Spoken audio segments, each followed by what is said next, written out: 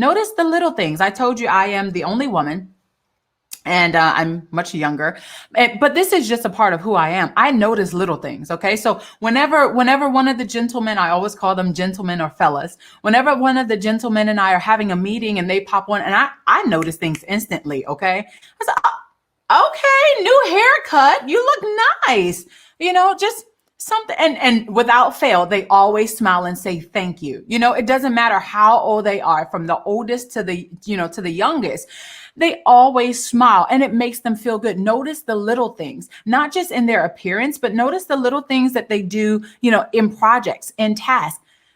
When you acknowledge things like this, when you pay attention to things like this, people feel seen and they feel appreciated. Okay. And this is what helps to affirm them.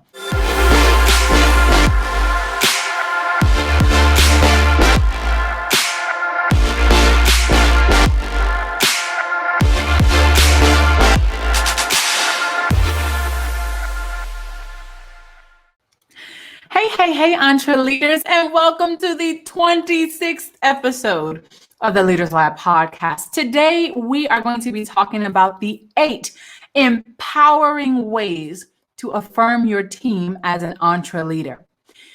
When we've been talking about affirmations for quite some time now. We started off a series a few months ago talking about, negative self-talk and how we can turn those into positive affirmations.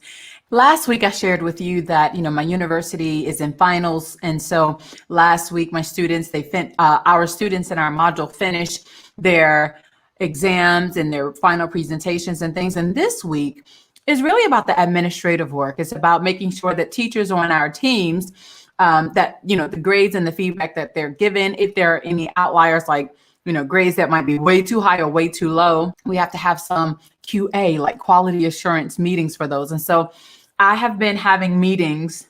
Actually, all last week I had meetings for the midterms. And then all this week I've been having meetings, and it's only Wednesday. And I've been having, I can't even tell you. I can't even tell you the amount of meetings that I've been having. Well, the meetings this week have been about 2 hours long. And so many of the meetings that I've been having with my team members, with the teachers on my team, is, it's our last meeting that we're going to have for the semester. And I noticed that after we did business, we went over all the SOPs and made sure that, we came to a mutual understanding about the students' efforts and the grades that they received. I felt it was necessary to show my appreciation to the teachers on my team. I felt it was absolutely necessary to thank them for going above and beyond and, still operating with an excellent spirit during a pandemic, because many of my teachers are spread out all over the world. And I do have 2 that are physically here in China. They came right after I did, and they were able to, they didn't have any problems with getting out of quarantine like I did. But so they came and, they've been a part of the team and everything. And each person that I've had a meeting with, some meetings have a little bit of heated conversation in them, just depending on the differences shared between the 2 people or the 2 parties involved.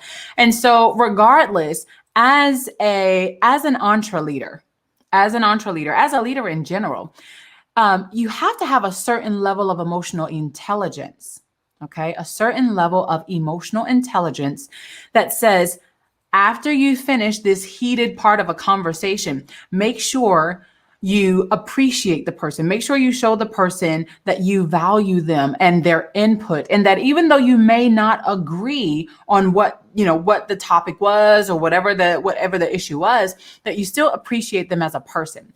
And so that's a way to affirm. And today, like I said, we're going to be getting into the 8 empowering ways to affirm your team as an Entreleader. But first, I want to just reiterate the fact of, what does it actually mean to affirm someone?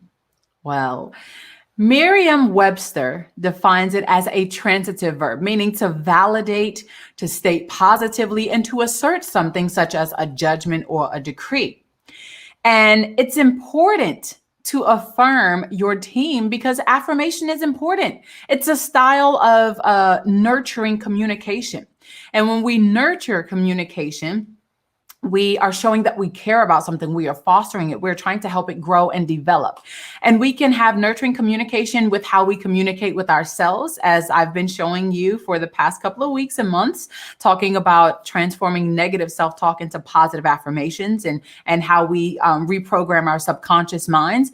So, we can develop nurturing communication with ourselves and then also nurturing communications with others. Teams could be more effective. Okay. I'm telling you this from personal experience. Teams could be more effective and have a higher rate of job satisfaction, serving a leader who affirms, encourages, and motivates them to serve in a premier capacity, meaning you are pulling their greatest potential out of them. And so I just want to go over these 8 influential ways, these 8 empowering ways to affirm your team as an Entreleader. I hope you're ready to take some notes. If you are getting some value out of this already, then go ahead and hit that subscribe button, that like button, and share on YouTube. And then also don't forget to comment, rate, and also subscribe to the audio podcast version as well. So way number one, practice spontaneous praise. Practice spontaneous praise with your team. This holds more value than a scheduled or expected timeline of praise, meaning, every quarter I'm going to show my team that I appreciate them by, saying, hey, I appreciate the work that you're doing. What about on a Tuesday, a random Tuesday, just any day, any random spontaneous day, letting your team know, hey, I appreciate the work that you're doing. Hey, thank you for that input. Like just anything, or saying, you know what, you are so valued here. I remember what my team was like before you came. And I just want to let you know that I appreciate the work that you do. I may not say it often, but you are not invisible. You are not overlooked. Just words of affirmation, something that lets them know that they are valuable. Another thing you can do, which falls in line with this, is to be supportive and encouraging. Never underestimate the value of your support and encouragement with your team, okay? This semester has been so tough for many of the teachers on my team because many of them are trying to come back to China. Many of them are actually trying to make it to China for their first, for the first time with this job.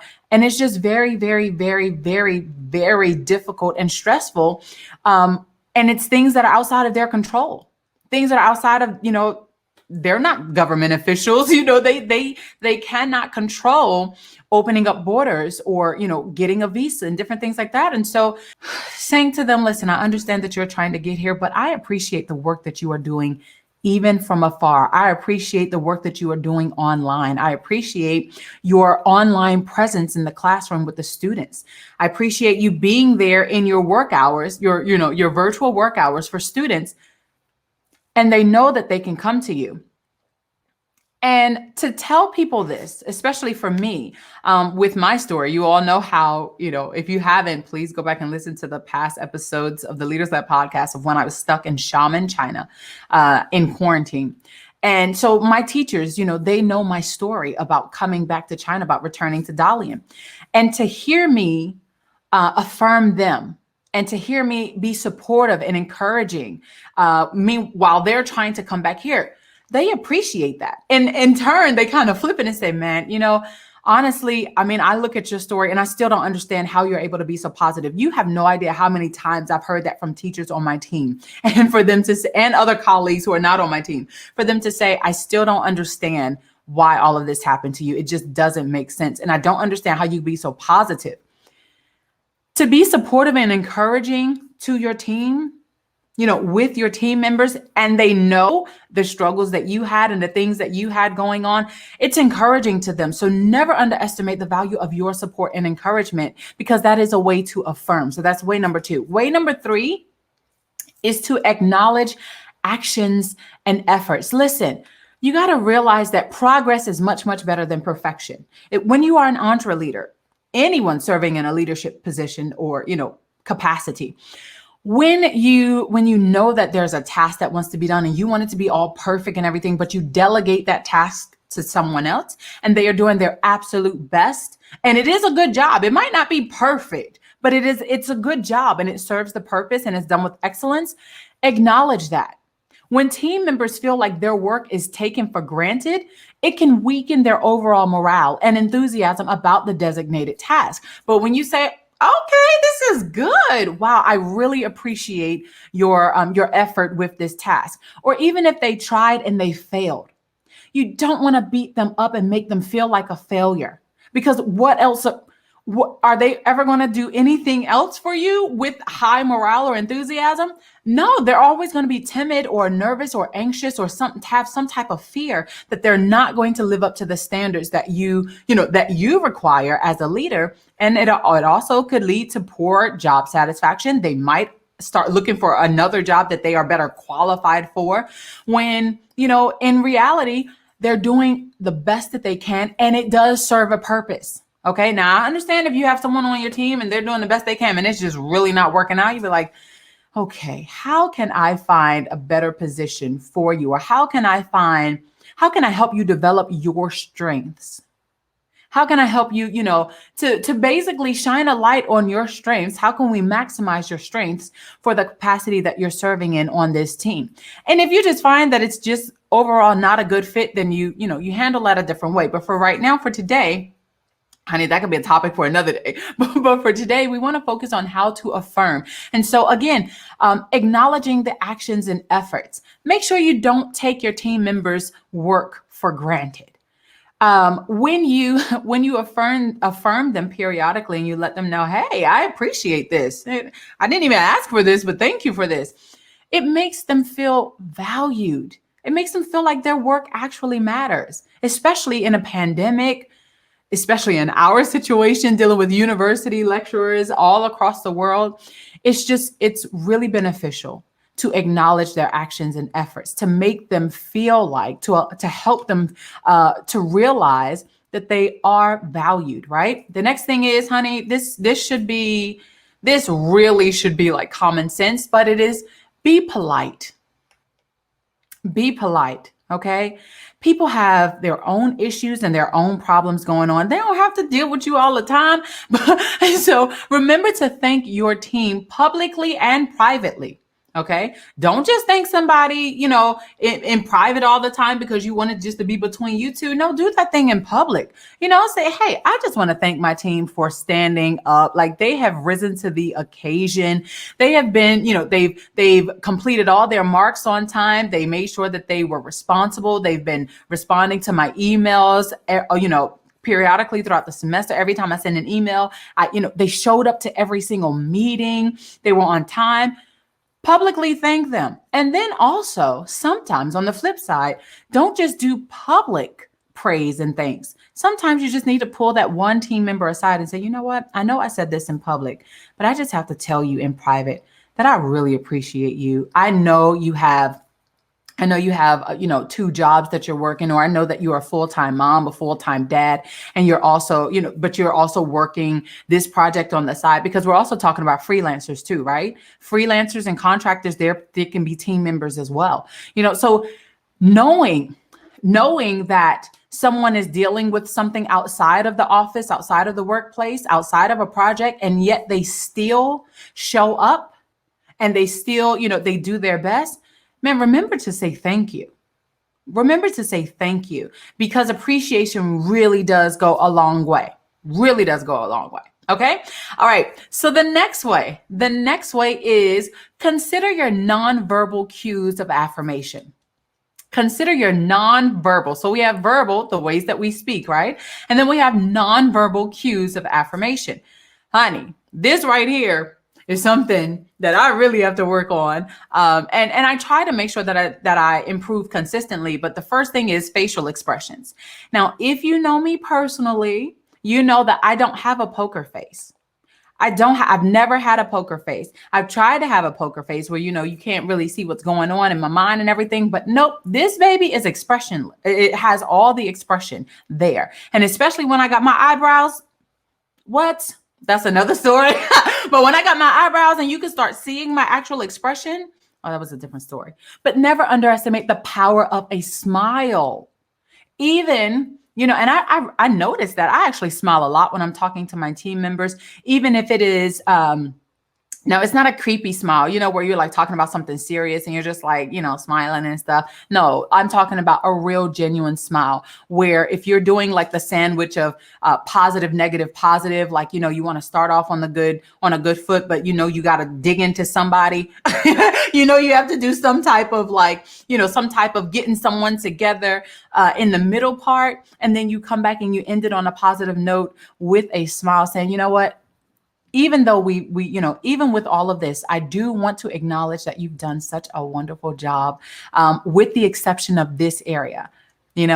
This area we have to improve in this area, but it's not saying that you're a failure. You actually contribute to this team. And we are very, very grateful to have you here. So that's why we want to help you continue to develop professionally so that we can pull on that greatness that we know is within you. And so the power of a smile with an encouraging word. Sometimes when someone is, speaking in our team meetings and it's something where, a lot of people are disagreeing, but I actually agree. I don't have to say a word. I'm just it's a nod. It's a nonverbal cue of affirmation, right? It's a judgment. It's saying, I agree, without me even saying, I agree. It's like, tell me you agree without telling me you agree.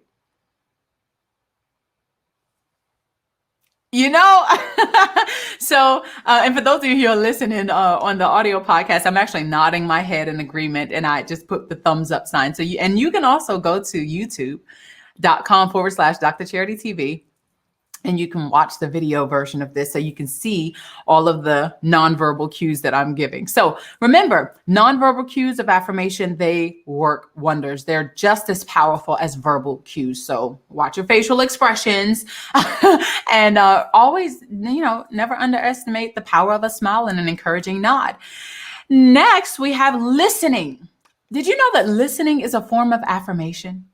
It is genuinely listening to your team members' concerns and cares about issues that are important to them. It validates your acknowledgement of their presence on the team. And also this kind of lets them know that you don't always have to be right. Just because you're a leader, it doesn't mean that you know everything. It doesn't mean that you have the best solution all the time. Sometimes, and I have some amazing teachers on my team. I have some phenomenal teachers on my team. And it just so happened that I am the youngest. I am the youngest person on my team, and I'm the leader. And I'm the only woman. Okay. I'm the only woman. And I'm the only minority as well. And so here you have me, an Entreleader, with all of these phenomenal men from different backgrounds, different nationalities all over the world serving on my team. I have a team of 7 teachers. And for me to come in with my old mentality is that, leaders are always right and everyone has to listen to them. I would fail in my current position. I would fail in any leadership position as I have in the past. Now, when someone gives an idea or someone gives a suggestion or a recommendation, I don't automatically agree, but I don't automatically disagree. I have to listen to more, okay, can you expound on that a little bit more? Or, give us a little bit more detail, or I would ask open-ended questions instead of closed-ended questions, okay, well, so we have this suggestion. What method or how would you go about doing it this way? Or, what makes you think that it would work better than the way that we have now? And giving them an opportunity. That means sitting back, closing my mouth, having my Apple Pen ready with my iPad to jot down notes about what someone says.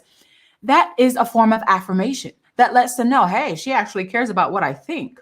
Hey, she's the leader here, but she actually is going to listen to what I have to say. Like it lets people know that they are validated. It lets people know that you acknowledge their presence on the team and that you care about the overall well-being of the team, not just about you and your pride. And that's a way to affirm.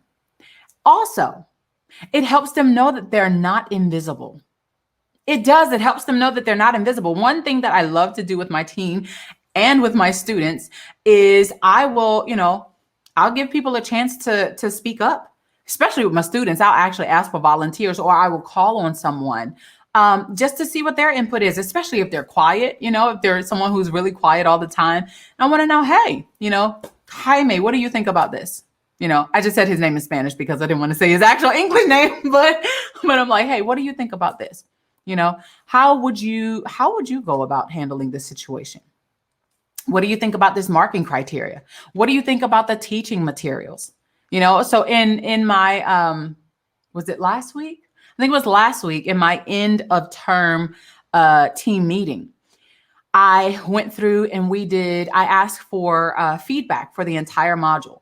And so I asked for feedback on the textbook, the university textbook. I asked for feedback on the course materials. I asked for feedback on the teaching style. I asked for feedback about the student engagement and all of those things.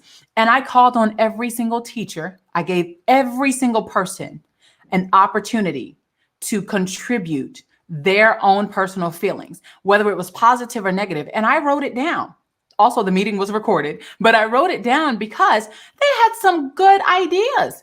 And they also expressed concerns and issues with the module, which is, when we say module, we mean course. Okay. So, or you can also kind of say like department, but they expressed some concerns that were valid concerns. Now, if I was the type of leader where I was like, well, this is just the way things have been done. And, when I came into this position a couple of years ago, like, this is how it was, and this is how it's always going to be. We're going to keep it like that. Who wants to, I wouldn't want to work for somebody like that. I wouldn't want to serve on someone's team like that, because there's going to be too much tension all the time. And I'm going to feel like no matter what is said, no matter what question is asked to me, there's no need for me to give my opinion or my input or recommendation, because it's just going to be passed over, because the leader is always right. When you genuinely listen to your team member, whatever their concerns are, whatever their cares are, and this is especially about workplace issues. Now, I'm not telling you to, delve too deep into their personal lives. If someone does come to you with a personal problem, make sure you do what you're supposed to do. Okay. Make sure you are still in that leadership capacity, giving support. Okay. Giving support. You are not about to be best friends. Let's not cross that line. You're not about to be best friends. You still have your leadership capacity. And of course, you're not crass. You're not, hard or, cold to them and their issues. You're supportive.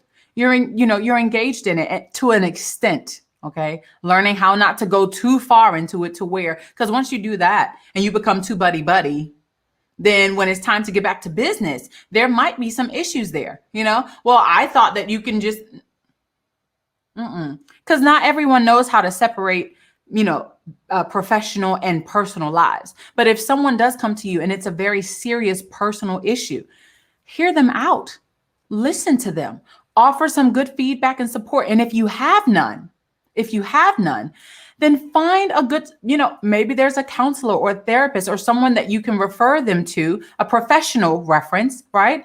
And then after some time, just follow up, say, hey, I just want to, see how you're doing with XYZ. You don't have, they don't have to give you a full rundown.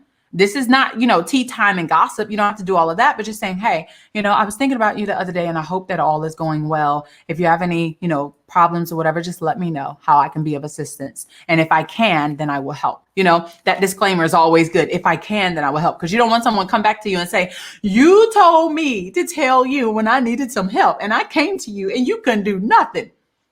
Well, okay. Okay. So make sure that you genuinely listen, because it really does show someone that you see them.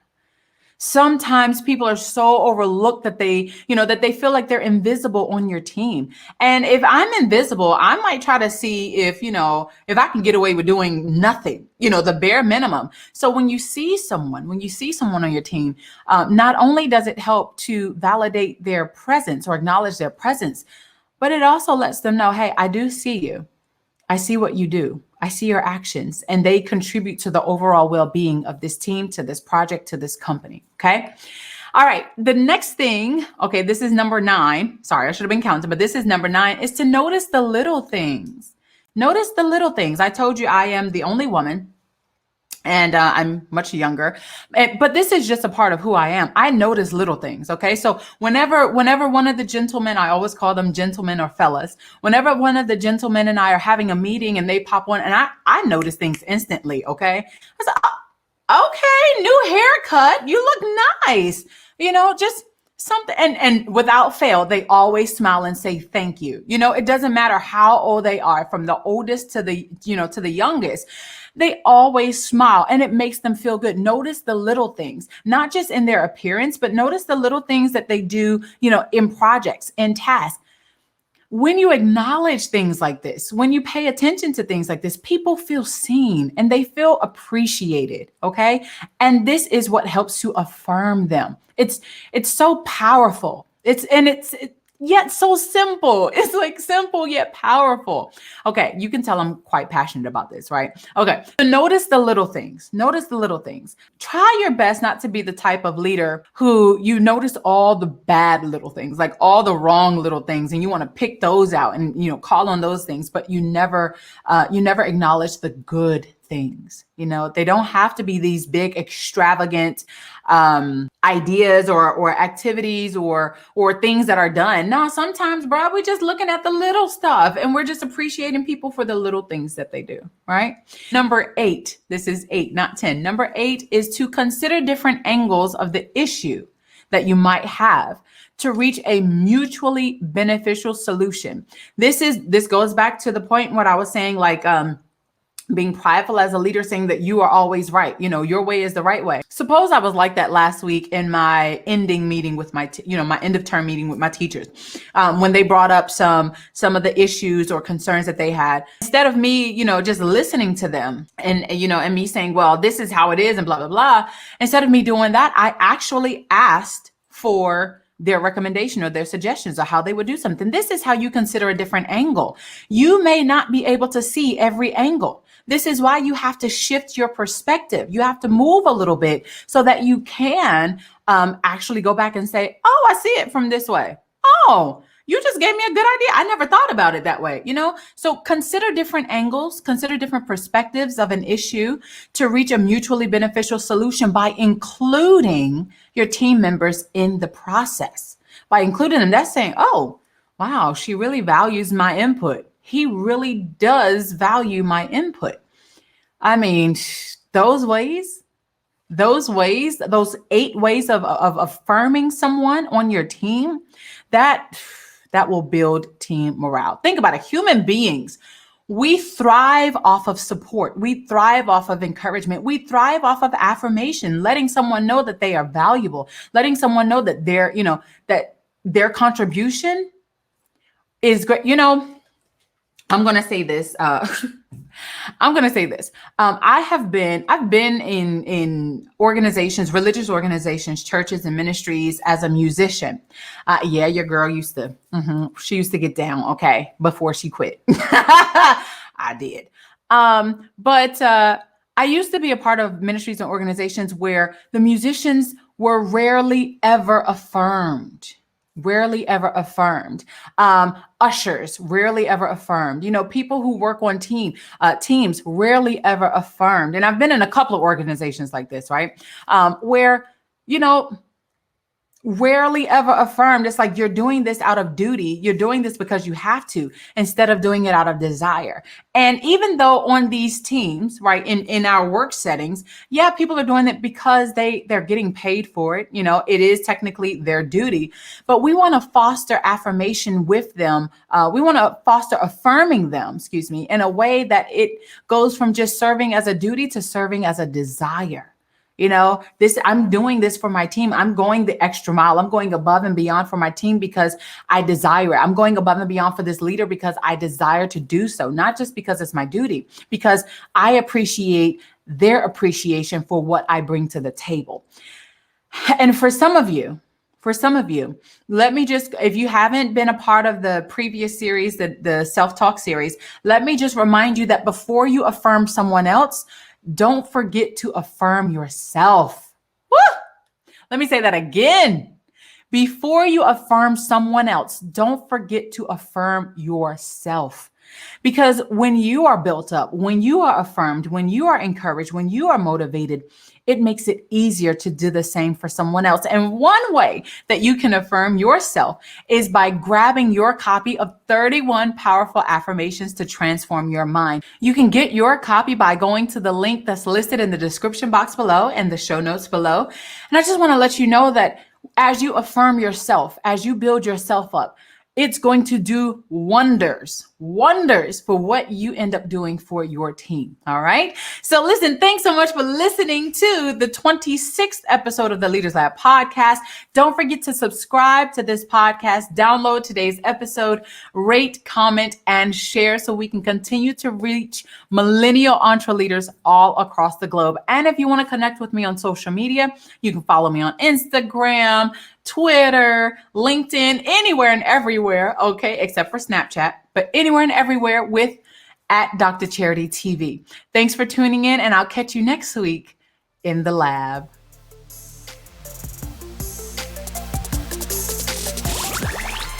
Thank you for listening to the Leaders Lab podcast. Visit our website at www.drcharitytv.com.